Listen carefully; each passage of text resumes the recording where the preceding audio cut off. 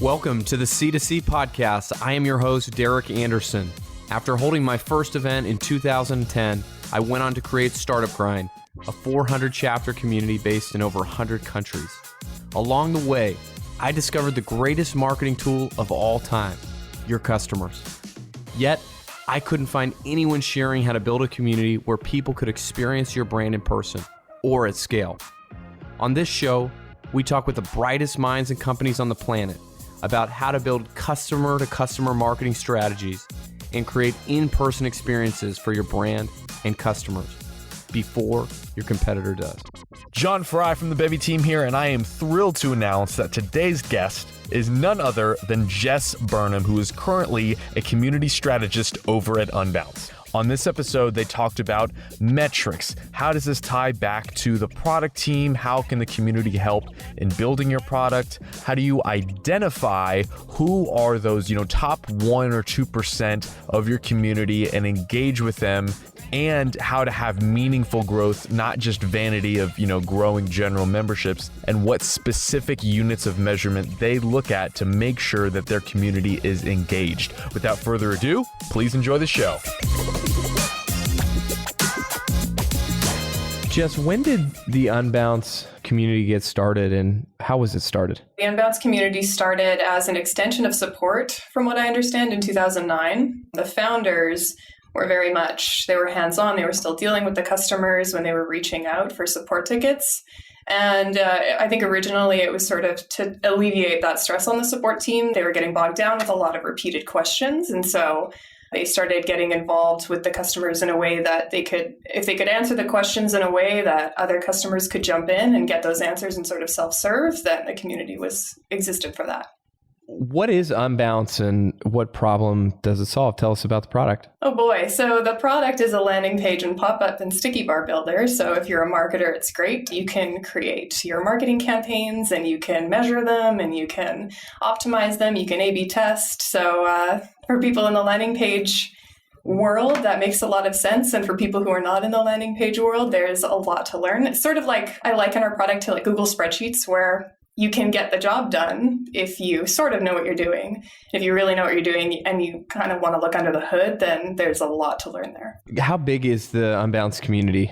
So there's about 16,000 members signed up for the community right now, and we get about 600 active members every week. Wow.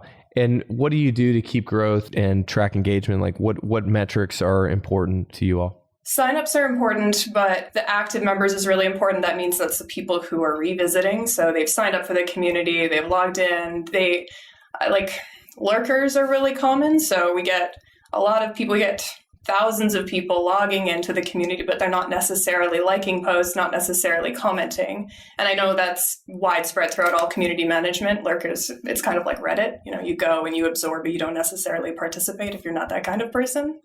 But we do look at engagement, but it's mostly the return visitors. That just means that person went to the community, found something either interesting or helpful, and then came back again. So how do you, this 600 member weekly, that's weekly, is that right? Yeah, 600, yeah, roughly. Yeah.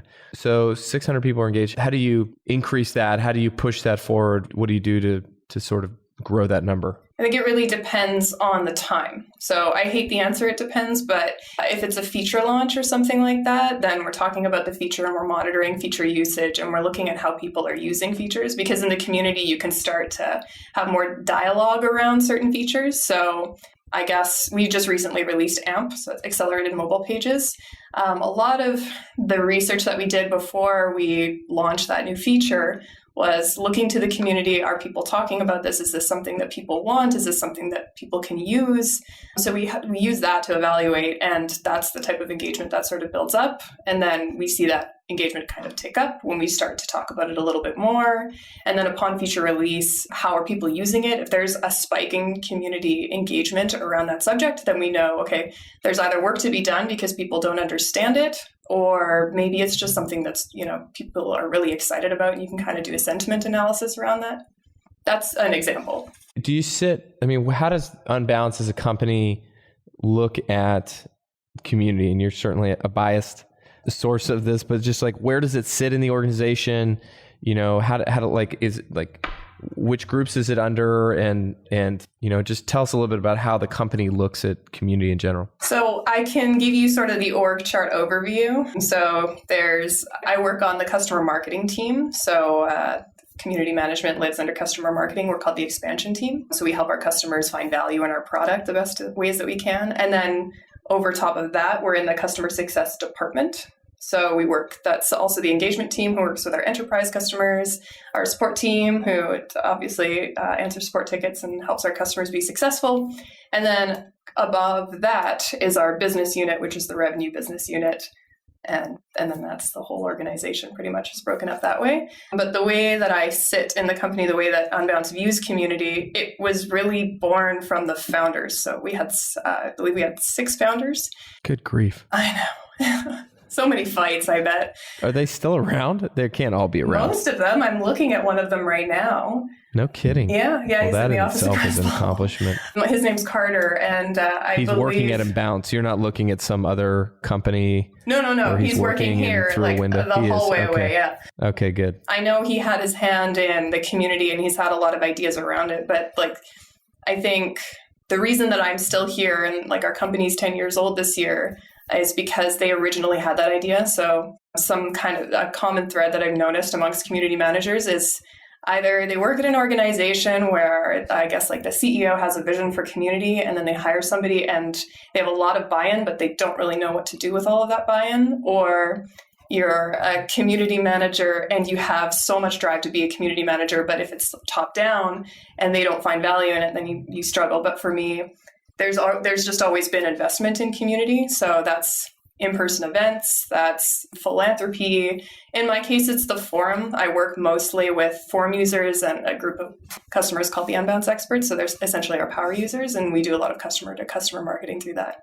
How does that work? Tell us about the Unbounce expert program. The Unbounce experts, they're the best part of my job. So there's 9 of them. They're located around the world. And the way that that group started, they were called the Unbounce experts before I started. I did not choose the name, and they're too humble, so they don't really like it. So they were very active in the forum, and we used a tool called Get Satisfaction at the time, and it had a gamified system that you could actually get points for engagement. So yeah. I think, and after talking to them, they knew you can't cash in your points. It's just a point system. And they just wanted to get more. So they would just chime into more threads and get more involved helping other customers using Unbounce. And over time, we reached out to them and we just said, hey, obviously you're very familiar with the product. We'd love to chat more with you, which turned into meetings, which turned into a private Slack channel, which turned into tickets to CTA Conf every year. And now I talk to them like my colleagues. We have a Slack channel. We just talk about industry standards, we talk about hockey, we talk about lots of stuff. So they get to come to the conference, they get expert VIP treatment, I assume. Yeah. Or what happens to them? While they're here, what happens? Yeah, just I'm just wondering, what else do you do to sort of cultivate and help the experts? So you have online conversations with them, but are there other things that you do to improve their lives or to help them? It's a very symbiotic relationship. So for them, they get alpha beta access to all of our new features. So months out before we release anything, they get their hands on it. They get to use anything and provide us feedback. And they're very candid, which is really helpful for us because if it was a group of yes men and women, then that wouldn't really be serving anybody. So, and most of them are agencies, so they kind of run their own businesses, and Unbounce is that's one of the major tools in their marketing stack. So if they know more about Unbounce and if they're at kind of the forefront of the things that we're building, that makes them look good to their clients. And then while they're here, we run a full day of workshops. So that started about 2 years ago. They had just an hour segment. They had a panel, and attendees who had signed up for the conference got to come and ask our power users, how are you using the product? How are you running your business? What are the marketing trends that you're noticing? And it was so highly reviewed that the next year we asked them to come back, and each of them individually owned their own hour segment to talk about anything that they were specializing in. So if I've got this right, the expert program, the most, 2-3% most engaged users on the platform, you sort of found them and have given them a place where they get access to all the early features so they can give their direct feedback on it. They get access to the conference and to participate in that, from speaking to sort of specific content just for them or workshops just for them. And then you have a place where you can go talk about hockey and other really awesome Canadian things that we all love and appreciate. Is there anything else there that you think? Because I think this is something that like some big companies have these kinds of programs, but I would say most don't. And so it's something that we've definitely seen with lots of valuable communities. We've seen it be hugely valuable to sort of like, oh, do I actually, like, can I actually do that? Like, why would somebody want to do that? I know that's the question I get a lot is like, why would somebody actually like want to be, an Unbounce expert? Like, what's in it? Like, is it really enough for them? And I think people that have never done it or experienced it, they don't realize that these people are already doing this stuff anyways, because it's good for their business and it's something that they care about. Mm-hmm. And so you're just sort of helping them and rewarding them for things they're already doing. And so they'll be stoked about doing it. You just got to give them a program to do it around. Yeah, exactly. And I think there's probably more people that would want to do this than you'd think. But they just need to be given that opportunity. I'm sure there's more Unbounce customers who, if they knew about the Unbounce Experts program and understood kind of the qualifications and the benefit of being in it, they would want to be in it. But the nice thing about having the program being 9 people in it right now is it's still intimate and we can actually scale the work that we do if we wanted to. But right now, I like knowing their first and last name. I like knowing their email addresses off the top of my head. I like that I know like random stuff about each of them. And that's only because the group has been able to actually get to know each other. Whereas if you have a Slack channel with 50 people, you can't do that as well. What's happened as you've brought that online community in person at the CTA conference or in these more intimate gatherings? Like what's been the result of that? A lot. It's a pretty exciting time right now. So in 2017, 2 of the Unbounce experts were here. They they're co-founders of a company called Webistry out of Montreal, and they're Unbounce customers. They've scaled their business a lot over the last couple of years, and they came in to our office into the event space, and they were able to just talk to our company, which at the time was probably 160 of us or so. We sat in the event space and heard about their journey with Unbounce. And so for our company, it's a tech company. It's a lot of people in engineering, a lot of people anywhere in product development that they're building this product and they may not ever actually meet the end user most of the time. And so for our company to actually get to have that experience to see the things that you build in action and then to hear about how customers are using it, how it's serving their clients and be able to actually kind of personify that, that's huge for us. And so we keep asking them back. And it's funny, like, I don't think they actually understand the impact that has when people hear doing that day-to-day building software. Like, you don't feel that human touch at the end of it. So you've been in the community industry for a long time, mm-hmm. and you are somewhat known as an oracle in the industry.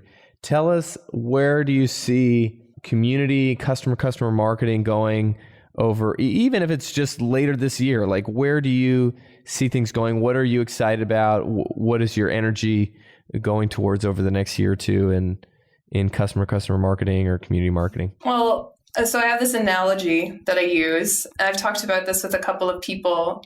Customer to customer marketing, I honestly think that it's more powerful than a sales team. And this is not to knock sales teams. I think that they're fantastic and they're valuable, but really the sales teams that I know, it's almost like the end user is kind of experiencing sales fatigue, where they're constantly being sold to products online. Like, even if I'm just scrolling through my phone, like, I'm just being bombarded with stuff that I should be doing and buying.